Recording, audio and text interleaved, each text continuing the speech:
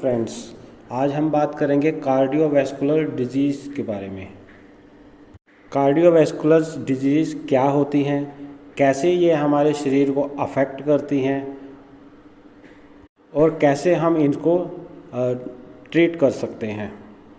तो ये हमारा आज का एजेंडा रहेगा। सबसे पहले हम डिफ़ाइन करेंगे कि कार्डियोवैस्कुलर डिजीज़ होती क्या है, हार्ट की हेल्थ हमारे लिए क्यों इम्पोर्टेंट है और इसके क्या क्या कॉजेज़ होते हैं, फिर साइन एंड सिम्टम्स और लास्ट में क्या हम इसका ट्रीटमेंट ले सकते हैं। कार्डियोवैस्कुलर डिजीज़ एक डिसऑर्डर्स का ग्रुप है जो कि हमारे हार्ट और इसके पंपिंग सिस्टम को अफेक्ट करता है। जो ब्लड हमारे पूरे शरीर में सप्लाई होता है, ब्रेन में या होल पेरिफेरल बॉडीज़ में, तो ये उसको अगर जो वो अफेक्ट हो जाता है तो उसको हम कार्डियोवैस्कुलर डिजीज़ कहते हैं।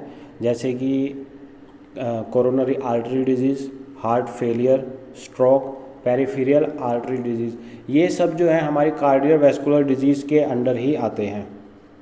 सबसे पहले हम ये जानेंगे कि हमारे लिए हार्ट की हेल्थ क्यों ज़रूरी है। जो हमारा हार्ट होता है वो मेनली रिस्पॉन्सिबल होता है पूरे शरीर में ब्लड को सप्लाई करने के लिए। अगर हमारा हार्ट ही कमज़ोर होगा तो पूरे शरीर में ब्लड सप्लाई नहीं पहुंच पाएगी। और जो ब्लड होता है, ब्लड के अंदर हमारी ऑक्सीजन होती है, न्यूट्रिएंट्स होते हैं। अगर हमारा कोई ऑर्गन कोई हार्मोन जनरेट कर रहा है तो उसके होल बॉडी में उसको सप्लाई करते हैं। और जो हमारे टिश्यूज़ होते हैं वहाँ पर भी इसको हार्मोन्स को या वाइटल और अलग अलग चीज़ों को सप्लाई करता है। और इसके लिए हमारे हार्ट की हेल्थ जो है ज़रूरी है कि ये हमारी हेल्थ अच्छी हो। अगर हमारी हार्ट की ही हेल्थ अच्छी नहीं होगी तो ब्लड अपने टारगेट ऑर्गन तक नहीं पहुंच पाएगा। इसका मतलब है कि आपको कोई ना कोई डिजीज़ जनरेट हो जाएगी। अब कॉजेज़, मतलब ये हार्ट की डिजीज़ होती क्यों है, तो हम इसके ऊपर थोड़ा देखेंगे। सबसे पहले कोरोनरी आर्टरी डिजीज़, ये सबसे कॉमन आर्टरी डिजीज़ है जो कि मैक्सिमम पॉपुलेशन में पाई जाती है। इसमें क्या होता है, कोरोनरी आर्टरीज जो होती हैं, जो नॉर्मल वे से जब काम करती है तो हमारे पूरे शरीर में ऑक्सीजन और न्यूट्रिएंट्स का सप्लाई करते हैं। जब कोरोनरी आर्टरी डिजीज़ होगी तो क्या उसमें क्या होगा, जो हमारी आर्टरीज़ है या तो वो थोड़ी अंदर की साइड से थिक होना शुरू हो जाएगी या फिर वो ब्लॉक हो जाएगी। वो किस वजह से होगी, वहाँ पर फैट का डिपोजिशन होगा और फैट का डिपोजिशन होगा तो उसको हम क्या बोलते हैं, प्लेक्स। और जब हमें ब्लड को जब हार्ट जो है ब्लड पंप करेगा और ब्लड को जाने का रास्ता नहीं मिलेगा तो वो क्या करेगा, उसकी ब्लॉकेज की वजह से हार्ट में पेन होगा जिसको हम बोलते हैं चेस्ट पेन और एंजाइना, या फिर इन आर्टरीज की ब्लॉकेज की वजह से हार्ट अटैक भी हो सकता है। दूसरी डिजीज़ होती है हार्ट फेलियर। ये क्यों होता है, जब हमारा हार्ट है ब्लड को प्रॉपरली पंप नहीं कर पाता, उसको प्रॉपर फोर्स नहीं कर पाता कि हमारे एंड का जो ऑर्गन है वहाँ तक, मतलब कि ब्रेन या फिर पैरों तक हमारा जो है ब्लड सप्लाई हो सके। अगर वहाँ तक ब्लड ही नहीं पहुँचेगा तो जो ब्लड के अंदर ऑक्सीजन है या न्यूट्रिएंट्स हैं वो भी हमारे ऑर्गन तक नहीं पहुँच पाएंगे। इसका कारण क्या हो सकता है, ये हमारे जो है वीक हार्ट मसल की वजह से हो सकता है, या फिर हमारे हार्ट के वाल्व्स डैमेज हो गए हों, या फिर हाई बीपी की वजह से हो सकता है। थर्ड डिजीज़ होती है हमारी स्ट्रोक। स्ट्रोक किस वजह से होता है, जब हम ब्लड की सप्लाई जो है हार्ट ब्रेन को पूरी नहीं कर पाता।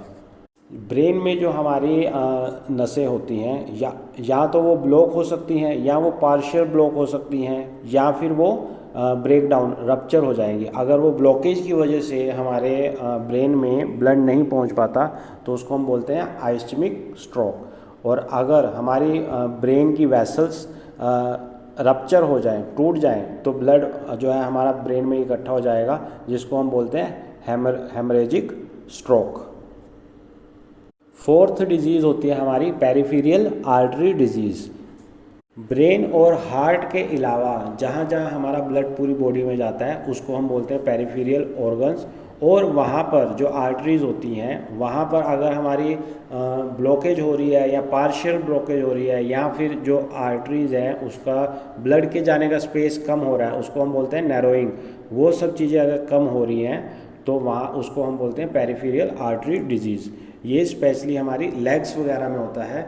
तो लेग्स में हमें क्या महसूस होगा, या तो लेग में पेन होगा या लेग हमारी सुन्न हो जाएगी या फिर हमें चलने में या बैठने में दिक्कत महसूस होगी।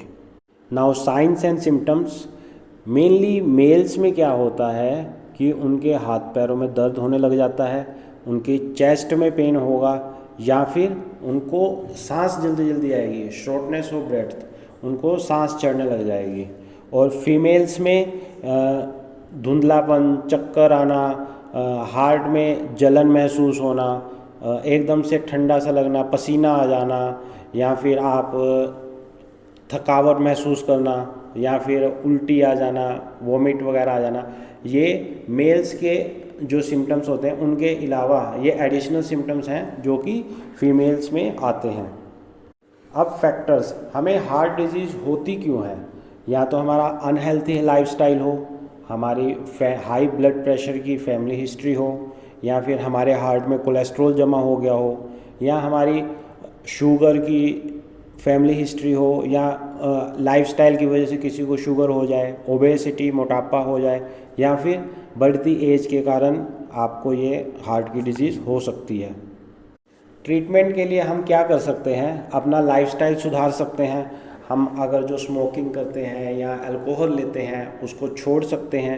हमें कम से कम भी 1 घंटा रोज़ एक्सरसाइज करनी चाहिए ताकि हमारे हार्ट में बैड कोलेस्ट्रॉल वगैरह जमा ना हो और हमारे ब्लड सर्कुलेशन जो है वो सही चलता रहे। हमें किसी भी तरह का एक्स्ट्रा स्ट्रेस नहीं लेना चाहिए और हमें हेल्थी डाइट लेनी चाहिए, ऑर्गेनिक फूड लेने चाहिए, जिससे कि हमारा लाइफस्टाइल अच्छा होगा और ये हार्ट की डिजीज़ होने के चांसेस बहुत कम हो जाएंगे। तो ये सब था हमारा कार्डियोवैस्कुलर डिजीज़ के बारे में। आशा होगी कि आपको बहुत अच्छे से समझ आया होगा और थैंक्स फॉर वॉचिंग।